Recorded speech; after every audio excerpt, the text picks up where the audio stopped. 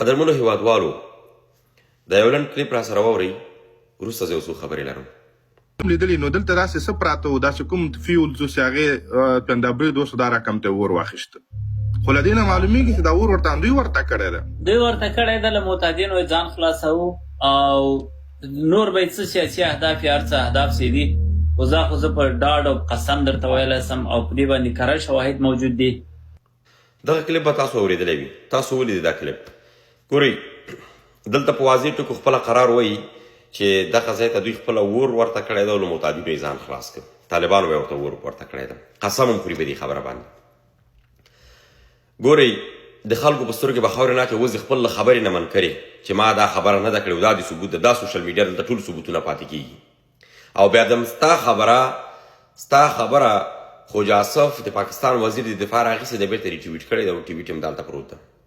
ټویټ هم دغه ده، دا ټویټ ده، بېرته ټویټ کړې ده، بېرته اچولې ده چې تا دا خبره کړې چې دا ځای پاکستان نه ده ویشتلی او دلته طالبانو خپله اور اچولی. اوس پې منکرې په بحثونو کې نجیب ننګیال صاحب ته منکرې، ټولو ته منکرې. کار دې کړی، خبره دې کړې ده، خبره دې له خولې وتلې ده، لړلې دي دي. دا د افغانانو په دې قتل کې تم شریک پکې، احمد مسعود هم پکې شریک ده او دا نور لنډغر ټول پکې شریک دي. ولې شریک دي؟ زه دلایل درته لرم.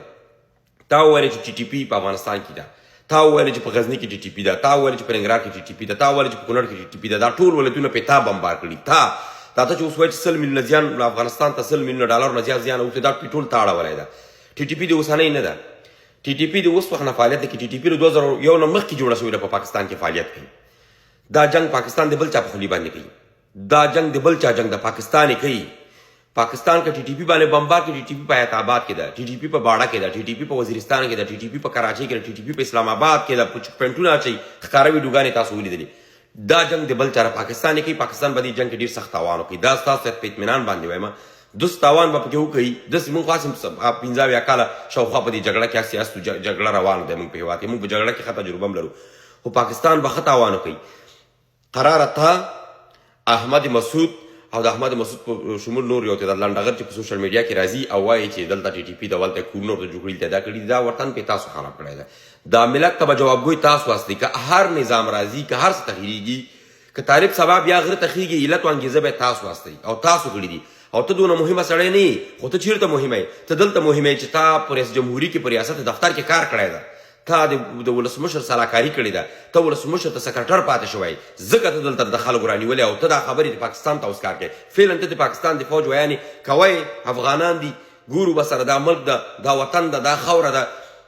د دغې ټول جوابونه به ته ورکوې. دا وطن د طالب له وجې نه بمبارېږي، دا د تا له وجې بمبارېږي او ته دا خبرې کوې په سوشل میډیا کې کوې او تا یو رسمیت درلوده په جمهوریت کې او ته بیا د افغانستان نماینده په امریکا کې وي چې بیا لاړ نه هماسې وتښتېد د کاناډا ته اسیلم جوړ کړو. 2013 کال کې ټول نه مخکې اولین سړی ته وي چې وتښتېدلې اسیلم جوړ کړو او دا خلک بیا راپرېښودل. تا موږ پېژنو ټول. د ملت داسې پېژندلی خپل خبرو نه شو منکرېدلی. دلته افغانان دي، دا سوشل میډیا ده، هر څه ریکارډ پاتې کېږي.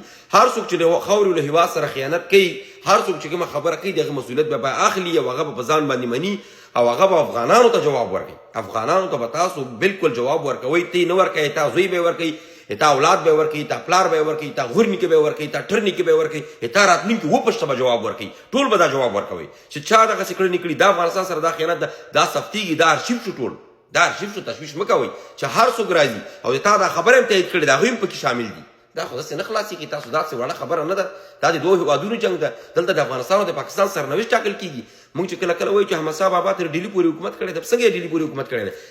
دغسې تلی والته حکومت کړی ده. هغه په تاریخ کې اوس دغه پاس شو، صف پاتې شو. تاسو په دې خبرو باندې نه خلاصېږئ. دا تاسو چېرته اوس پې منکر هستئ، مه منکرېږئ پې مه. زه 4-5 بحثونه مې نور درته ولیدل په ټویټر کې چې ته پې منکرې په دې خبرو چې ما نه دي کړي. دلته ویډیوګانې دي، سندونه دي، اسناد دي، افغانان دي. تا سره بالخیر سره انشاءالله تعالی تا سره به حسابي کېږي. تا خو داسې نه پرېږدي کنه چې داسې اوار دې پرېږدي، ته به ځې ګرځې به، سبا به راځې بخښنه به غواړې. وطن دې پې لوټې لوټې که تا پې وکړو، احمد مسعود پې وکړو.